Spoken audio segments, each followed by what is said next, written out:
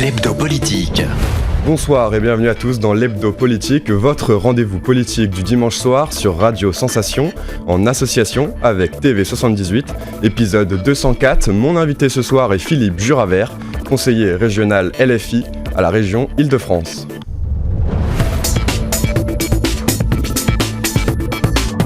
L'hebdo politique. Philippe Juravert, bonsoir. Bonsoir. Vous êtes retraité de la RATP où vous avez travaillé comme commercial, mais aussi comme conducteur de train, notamment sur la ligne B du RER. Vous avez mené en parallèle une longue carrière de syndicaliste. En 2009, vous vous êtes engagé en politique. Alors pour quelles raisons ? En 2009, je me suis engagé en politique parce que je me suis rendu compte que rester simplement sur le terrain syndical ne suffisait pas à obtenir. Par les lois, on peut obtenir aussi. Et pour pouvoir aller sur les lois, il faut aussi les comprendre. Je me suis engagé en rencontrant... j'ai fait une rencontre, celle de Jean-Luc Mélenchon, qui est venu sur le terrain me soutenir dans les luttes. Et à cette occasion, on a fait connaissance. Il était à l'époque sénateur. Et donc, il prenait souvent la ligne B du RER, et j'étais conducteur, donc on avait souvent l'occasion de se rencontrer, d'échanger, et on a compris qu'on pouvait faire un bout de chemin ensemble. Et c'est comme ça que depuis, on ne s'est plus jamais quitté. Qu'est-ce qui vous a plu dans sa personnalité ? Dans sa personnalité, ça a été sa capacité à comprendre les luttes sur le terrain. Et sa capacité à comprendre nos problèmes, nos revendications, et pouvoir échanger simplement avec les agents qui m'entouraient, avec les salariés. Et j'ai eu l'occasion, évidemment, tout de suite d'aller dans quelques entreprises avec lui. J'ai vu cette facilité qu'il avait à communiquer et à s'intégrer dans toutes les rencontres qu'il faisait. Et ça m'a plu beaucoup. Et comme j'avais à cœur de faire progresser mes idées sur un plan social, j'ai trouvé que c'était la voie qu'il me fallait prendre. Alors d'abord au Parti de gauche, puis ensuite à la France Insoumise. D'abord au Parti de gauche, quand il a quitté le Parti socialiste, donc d'abord au Parti de gauche. Et puis, alors il faut savoir, pour la petite anecdote, que je venais de m'engager avec le Parti socialiste, parce que je cherchais une voie politique.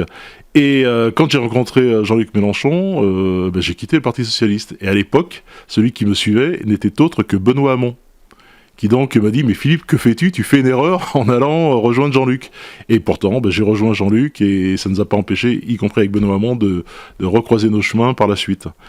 Mais ça a été très formateur pour moi sur un plan politique et personnel, parce que je me suis rendu compte qu'en effet, on est avant tout tous des politiques, et se résumer à faire que du syndicalisme, ça ne suffit pas. Alors pour cela, vous avez été candidat, notamment aux élections européennes en 2019, aux élections régionales. J'ai été candidat, alors ça c'est un apprentissage très compliqué, surtout quand on vient vraiment du monde du travail et qu'on a été syndicaliste, séparer les choses, c'est pas une chose facile, y compris quand vous recherchez des soutiens autour de vous, et donc il a fallu convaincre que du bien fondé de se porter candidat, parce qu'il suffisait pas de faire de la politique pour paraître, mais pour être un acteur. Et être un acteur, c'est porter un poids de responsabilité, c'est être porte-parole de toutes celles et ceux que vous représentez, et c'est une sacrée responsabilité. Vous êtes aujourd'hui conseiller régional à la région Île-de-France, mais la prochaine échéance politique, c'est l'élection présidentielle. Voilà. Le premier tour aura lieu le 10 avril 2022. Jean-Luc Mélenchon s'est déclaré très tôt comme candidat, c'était en novembre 2020. C'était le meilleur timing ?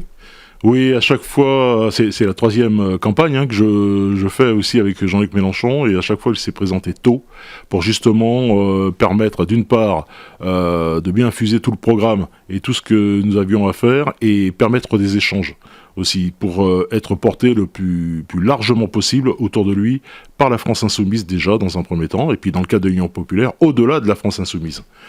Voilà. On se souvient qu'à l'époque, il y avait quelques hésitations entre lui et François Ruffin notamment. Jean-Luc Mélenchon se présente pour la troisième fois à l'élection présidentielle. C'était toujours la meilleure personnalité pour incarner le programme de la France Insoumise. Je ne vous cache pas, il y a eu un débat très ouvert à l'intérieur de la France Insoumise. J'ai participé à ce débat. François Ruffin s'est posé des questions. D'autres se sont posés également des questions, mais le consensus a été trouvé. On fonctionne beaucoup par consensus à la France Insoumise, et ce consensus a été trouvé que cette étape arrivait au moment où le président, de toute façon, quel qu'il soit pour nous, devait céder la place, pour laisser la place donc à une 6e République, où ne figure pas le président de la République. Donc il était l'homme idéal pour pouvoir représenter ce que nous défendons déjà depuis bien des années. Alors ce programme, justement, vous l'avez appelé l'avenir en commun. Les grandes lignes ont été déjà tracées en 2017. Qui a participé à l'élaboration de ce programme ? Alors on est nombreux à pouvoir avoir participé, déjà tous les élus, mais également de nombreux contributeurs. Il y a énormément de groupes d'appui à la France Insoumise qui envoient des contributions qui sont centralisées par notre organisation, et on essaie de dégager les grandes idées et de faire vivre des débats sur les territoires, mais au plus près du terrain à chaque fois. On ne se contente pas de faire une élection à travers des élus. Les élus ne sont que des porte-paroles, mais bien celles et ceux qui nous représentent. Et donc ces groupes d'appui, ces groupes de lutte qui nous entourent ont un rôle prépondérant dans la façon de construire le programme. Est-ce qu'il y a eu des modifications depuis 2017 ? Alors il y a eu des modifications en ce sens qu'on a fait sonder par un sondage des grandes idées de notre programme. Et on s'est rendu compte que certaines de ces idées méritaient une attention plus particulière, notamment concernant l'agriculture, puisqu'on a décidé de passer d'un ministère de l'Agriculture au ministère de l'Alimentation. Et également, dans le cadre de la transition écologique, on s'est rendu compte qu'il y avait beaucoup plus de profondeur à faire pour pouvoir faire conjointement évoluer le social et l'écologie. Il y a une transformation sociale qui se fait dans notre pays, et d'où les 100 milliards que nous avons décidé de mettre, mais qui enveloppe évidemment tout un panel de formation, de création et d'investissement pour pouvoir faire en sorte que l'écologie et le social puissent vivre ensemble et donner cette transformation sociale qu'on appelle, dans le cas de l'écosystème, et que nous avons à défendre. Et surtout le danger que nous avons à affronter, le dérèglement climatique, qui lui n'attend pas, et donc apporter des réponses urgentes. Et vous, sur quelle partie du programme vous êtes-vous le plus investi ? Alors, plus naturellement, je me suis investi sur le côté social. Pourquoi ? Parce que j'ai un passif de ce côté-là, et j'ai un réseau très important aussi à travers l'espace des luttes, et ça me permet de sonder régulièrement nos idées, et de voir en quoi on peut être le plus utile à la France Insoumise, pour toutes celles et ceux qu'on représente, notamment dans les luttes actuellement. Et à travers toutes les déréglementations sociales qu'il y a dans le pays, on se rend compte qu'il y a une urgence à gérer. Et là-dessus, je porte mes idées à Jean-Luc Mélenchon, notamment pour lui dire ô combien il doit abroger certaines lois. Je crois que c'est le premier message qu'on doit apporter aux gens qui nous écoutent. L'abrogation de certaines lois qui actuellement font qu'il n'y a plus de vie véritablement sociale dans les entreprises. Après un quinquennat marqué notamment par les gilets jaunes, la crise des gilets jaunes, quel constat faites-vous aujourd'hui sur le plan social ? Alors, les gilets jaunes, c'est vrai que ça a été une éruption un petit peu dans notre vie politique. On ne s'attendait pas à ce qu'un tel mouvement puisse prendre une telle ampleur. Ça a bousculé aussi beaucoup le mouvement syndical, qui sortait d'une lutte très éprouvante. Les années précédentes, la venue des Gilets jaunes, et ça n'a fait que confirmer que cette révolte citoyenne pouvait prendre toutes les formes qu'on pouvait imaginer. Pour l'instant, ce sont les Gilets jaunes qui sont toujours là, du reste, mais on pense qu'il pourrait y avoir aussi d'autres réactions, des révoltes au niveau des quartiers populaires, des révoltes au niveau des étudiants, des jeunes, de la jeunesse, des révoltes. Et toutes ces révoltes populaires font qu'elles demandent des revendications précises, et beaucoup s'appuient, d'après les sondages qu'on a pu mettre en avant, comme le SMIC, comme la hauteur du SMIC, comme le revenu minimum pour les jeunes, comme la relocalisation de certains produits essentiels dans notre pays. Enfin, toutes ces revendications qu'on met en place sont portées par toutes ces révoltes qu'on voit dans la rue. Et là, je vois les Gilets jaunes qui avaient porté une révolte sur l'augmentation du prix de l'essence. On voit qu'aujourd'hui, avec ce qui se passe, avec l'augmentation encore à nouveau de l'essence, mais bien supérieure à celle qui était celle de 2018, il pourrait très bien y avoir à nouveau une révolte des gens qui, tous les jours, sont obligés, condamnés à prendre leur voiture, notamment, pour se déplacer. Et comme je suis à la région, eh bien, ça me permet d'échanger avec Madame Pécresse sur ce sujet, ô combien difficile. Alors nous allons maintenant rentrer dans le détail du programme social de l'avenir en commun, en nous intéressant à plusieurs points. Vous en avez évoqué quelques-uns. Vous souhaitez d'abord revenir sur les privatisations. Alors pourquoi l'intérêt général est-il attaqué lorsque l'État privatise des entreprises ? Alors, Privatisation, ça donne toujours la même chose, c'est-à-dire que pour pouvoir... quel est l'objectif de la privatisation? C'est de faire des profits. Et il n'y a pas 36 façons de faire des profits, il faut jouer sur la masse salariale, il faut jouer sur le coût des prix, et on voit ce qui s'est passé récemment pour l'énergie, avec EDF, GDF, où il y a eu une explosion des prix. Malgré cette privatisation qui était largement demandée, fut une époque, ça remonte à l'époque de Nicolas Sarkozy, mais aujourd'hui, on se rend compte que ces 10 dernières années, il y a eu une augmentation de 40% des prix. On voit que en février 2022, on sera également exposé à une augmentation de 12% des prix au niveau de l'énergie électrique. On pense qu'à un moment donné, cette fin de monopole, il faut se poser la question de savoir si, quand on veut sortir cette catastrophe sociale, est-ce qu'il ne faut pas repenser à une certaine forme de monopolisation des essentiels pour la vie. C'est-à-dire, il y a l'énergie, il y a certainement d'autres secteurs où il faut repenser, je pense au transport, notamment en Île-de-France, où il faut repenser aussi à faire vivre des monopoles, même si c'est temporaire, de telle manière à pouvoir maîtriser et réguler les prix et faire en sorte qu'on ne pousse pas la précarité autour de nous. Parce que c'est ce qui est condamnable aujourd'hui, c'est que ça touche les plus fragiles. Et par la privatisation, par l'ouverture à la concurrence, on s'est rendu compte que ça a accentué d'un côté la pauvreté et permis à une minorité de terriblement s'enrichir. Sans commune mesure. Là, on sait que les prix vont exploser, les profits vont exploser encore pour 2022.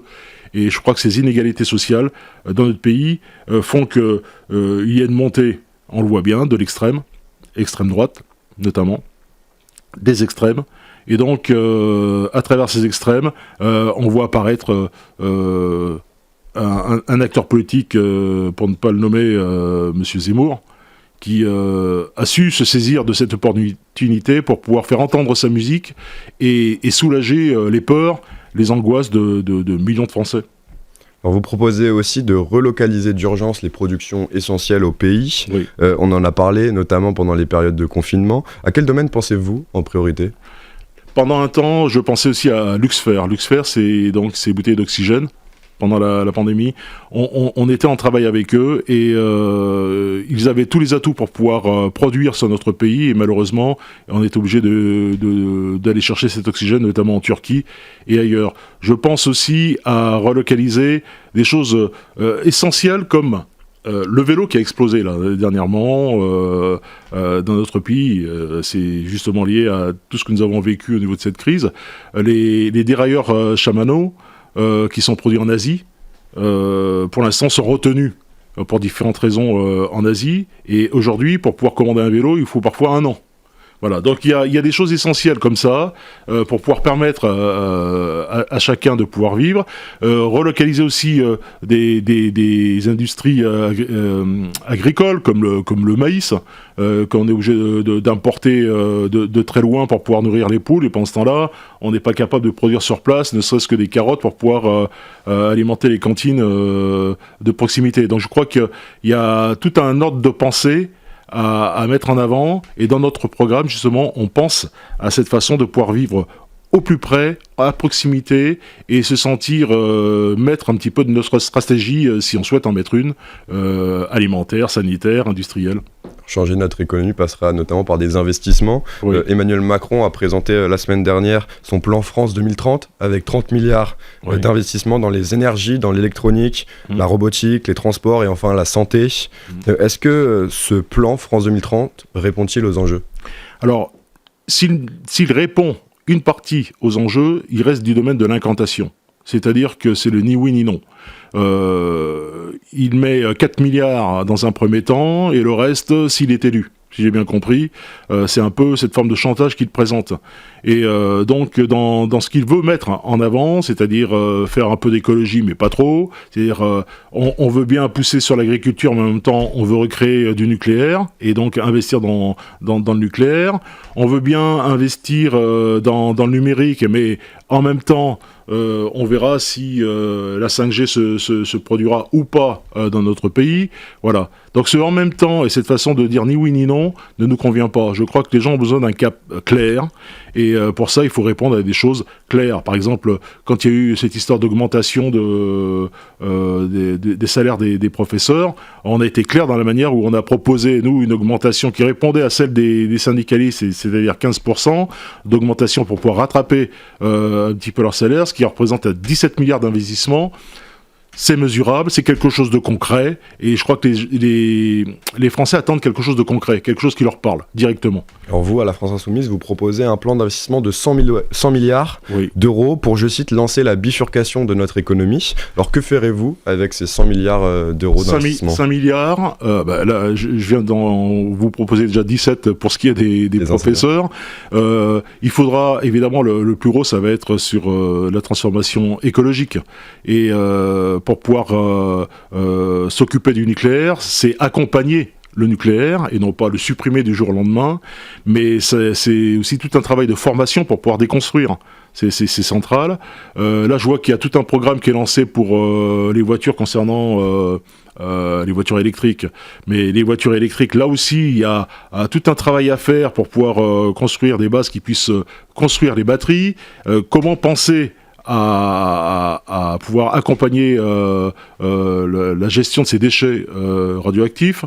Bon, ça représente un coût très important. La partie agricole également, former plus de 300 agriculteurs qui puissent être, 300 000 agriculteurs qui puissent être au plus proche du terrain pour une agriculture paysanne, ça demande beaucoup de moyens, ça demande aussi un temps infini pour la formation. Et je crois que ces 100 milliards, d'une part, organisés pour la transition écologique, d'autre part, pour pouvoir permettre de réindustrialiser, relocaliser une certaine industrie, et faire en sorte que ces deux pans puissent coopérer dans le temps, je crois qu'il n'y aura pas assez d'un mandat pour pouvoir faire en sorte qu'on puisse construire un avenir meilleur pour chacun. 100 milliards, c'est quelque chose qui, lorsqu'on l'écrivait et le disait en 2017, faisait rire beaucoup de gens. Aujourd'hui, on est très très très loin de ce que peuvent brasser notamment Macron et l'Europe pour pouvoir faire autre chose que du bien pour le plus grand nombre. Et pour la jeunesse aussi, on sait que c'est un thème qui vous tient à cœur. Oui. Vous souhaitez mettre en place une allocation autonomie. Oui. Alors qui pourrait en bénéficier et dans quelles conditions ? Oui, alors cette allocation, évidemment, pour les moins de 25 ans, et pour ceux qui font des études, elle est importante. C'est une urgence. On ne peut pas revivre ce qu'on a vu encore il y a un an durant la pandémie et ces files de 1 km de jeunes qui cherchent à se nourrir, dont beaucoup de femmes, beaucoup de jeunes femmes, qui, elles, avaient beaucoup d'emplois précaires en même temps qu'elles faisaient leurs études. Du fait de la pandémie, tous ces emplois ont été supprimés et elles se sont retrouvées sans moyens pour pouvoir faire leurs études et puis vivre, tout simplement. Donc je pense que ces conditions d'accès pour pouvoir avoir droit à ces moyens qu'on va mettre en place, elles s'adressent à des jeunes de moins de 25 ans qui actuellement ont des bourses d'études mais ne suffisent pas à pouvoir gérer leurs études. On voudrait faire en sorte que ces jeunes puissent réellement étudier et ne pas se perdre dans des emplois précaires qui les conduisent bien souvent, 2 sur 3, à abandonner leurs études. Ces allocations d'autonomie seraient d'un montant de combien ? Alors, on est en train de réfléchir à la somme, mais évidemment, on se rapproche du seuil de pauvreté. Donc le chiffre exact, on le donnera quand on aura pris toute la mesure d'à qui on attribue exactement ces sommes, mais elle se rapprochera du seuil de pauvreté. Sur la durée du temps de travail, maintenant, on connaissait le slogan de Nicolas Sarkozy, travailler plus pour gagner plus. Chez vous, à la France Insoumise, c'est travailler moins pour travailler tous. Nos voisins espagnols vont expérimenter la semaine de 4 jours. Oui. C'est ce que vous souhaitez également pour la France ? Oui, on salue d'ailleurs ce travail qui est fait par les Espagnols, par l'Espagne. Pedro Sanchez. Voilà, qui va expérimenter ça, je crois, dans 250 villes. mais c'est quelque chose qui est très important parce que aujourd'hui, quand Monsieur Macron dit que les Français ne produisent pas assez, c'est faux. Ils produisent justement plus en travaillant, pour l'instant, à 35 heures. Mais malheureusement, on se rend compte que dans beaucoup d'entreprises, actuellement, j'ai été voir une société comme Bergams, beaucoup d'entreprises, parce qu'il y a des dérogations au Code du travail, actuellement, on fait travailler beaucoup plus les salariés pour gagner beaucoup moins. Et pour avoir beaucoup plus de production, mais pour qui cette production ? Aujourd'hui, on est dans un cadre de vie où il faut savoir ce qu'on veut produire, pour quelle intention, si c'est uniquement pour faire du profit et ne pas rendre aussi un besoin nécessaire à chacun et lui donner un peu de vie pour pouvoir profiter de son espérance de vie, ça ne sert à rien. Je crois que cette pandémie nous a appris ça, le besoin de vivre. On a eu chacun une expérience menée durant toute cette année 2020 et on s'est rendu compte que par le télétravail, mais également par d'autres façons, qu'on était capable de vivre autrement et de vivre en dehors du travail. Le travail, on en a besoin. Il y a trop de chômeurs, trop de précarité, mais on a aussi besoin de vivre. Dernière question sur la partie sociale du programme de l'avenir en commun. Faut-il augmenter le SMIC ? Alors c'est une nécessité, pour plusieurs raisons. Vous voyez qu'aujourd'hui, tout le monde est d'accord, tout candidat confondu, tout le monde est d'accord pour dire on ne peut plus vivre en dessous du seuil de pauvreté. Voilà, donc aujourd'hui, que ce soit retraité ou actif, on ne peut plus vivre en dessous du seuil de pauvreté. Mais malheureusement, ce seuil de pauvreté tel qu'il est estimé à un peu plus de 1 000 euros, on se rend compte qu'on survit à ce prix-là. Il faut absolument aller au niveau du SMIC pour les minimums tels qu'ils soient. Or, pour cela, il faut augmenter aussi le SMIC. On ne peut pas le laisser à 1 200 euros net, c'est pas possible. Donc, pour le monter à 1 400, 1 500 euros net, eh bien, il faut déjà, dans un premier temps, augmenter ce SMIC de telle manière que tous les minima sociaux puissent être calés par rapport au SMIC. Et ça permettra à tout le monde d'avoir une unité de mesure, à savoir, on peut non pas survivre, mais vivre avec le minimum, à savoir le SMIC. Alors à l'heure actuelle, aucun candidat de gauche n'est au second tour, selon les sondages d'opinion. Est-ce que cela vous préoccupe actuellement ? Non, pour une seule raison, c'est que le phénomène M. Zemmour nous a appris une chose, c'est que si réellement il porte sa candidature, il semble le vouloir, on voit très bien que dans les sondages, la barre pour pouvoir être au deuxième tour va baisser et va permettre à beaucoup plus de candidats d'accéder, notamment nous, au deuxième tour. Et je crois qu'à ce moment-là, dès que les candidatures vont se concrétiser, on verra que on rentrera dans le fond de notre programme et que cette possibilité de deuxième tour s'ouvrira à tous, y compris à Jean-Luc Mélenchon, et on compte bien être présent pour ce deuxième tour. Et à terme, une alliance comme vous l'avez réalisée lors des élections régionales, est-elle possible pour l'élection présidentielle ? Je pense qu'elle est possible, contrairement à ce qu'on peut penser. Sachez que le dialogue existe, malgré les apparences. Je vois que j'ai entendu ce matin donc le responsable du Parti Socialiste chez M. Bourdin évoquer pour l'instant le non-rapprochement, mais en ne le disant pas franchement, avec la France Insoumise. Mais je vois que les questions se posent aujourd'hui, et sachez que quels que soient les bords politiques, quand on parle d'union populaire, on parle à toutes ces femmes et ces hommes, quelles que soient les alliances qu'ils ont, quel que soit le parti auquel ils appartiennent, pour pouvoir converger vers des idées qui nous soient communes. Et ça, c'est possible. Pour terminer cette émission, nous allons évoquer la situation régionale. En tant que conseiller régional d'Île-de-France, vous êtes fortement investi sur les questions de mobilité et sur les transports. Votre ancienne carrière à la RATP n'y est pas par hasard. Vous avez obtenu une réunion pour relancer le projet de la réalisation d'un double tunnel pour les RER B et D. C'est un projet qui pourrait faciliter la vie de nombreux franciliens. Alors, 1 600 000 voyageurs par jour pour le RER B et D. Et il faut savoir que j'étais assez surpris à la région, puisque je suis un nouvel élu, assez surpris de voir que cette idée de deuxième tunnel a été relayée depuis 2011, a été relayée de côté pour faire place à un nouveau système informatique qui va permettre d'automatiser une partie de la circulation, mais qui ne donnera pas de garantie sur une possibilité d'exploiter, d'optimiser la circulation des trains et d'apporter plus de sécurité dans la circulation.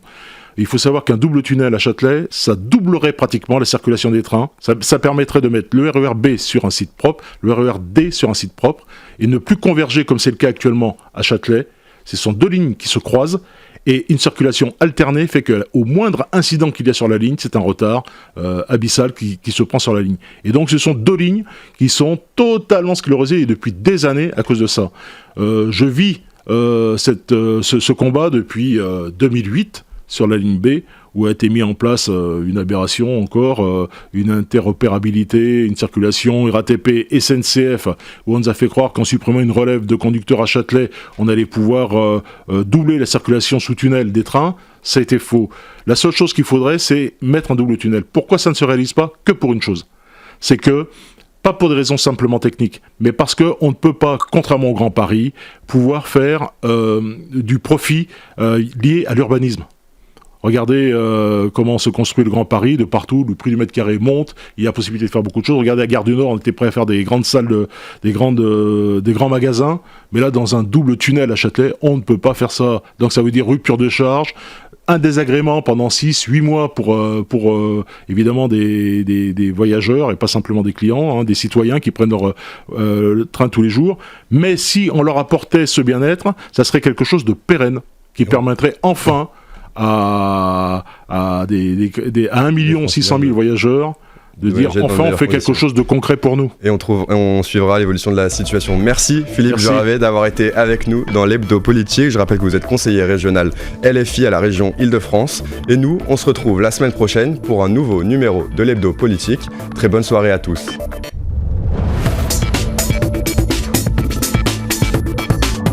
L'Hebdo Politique.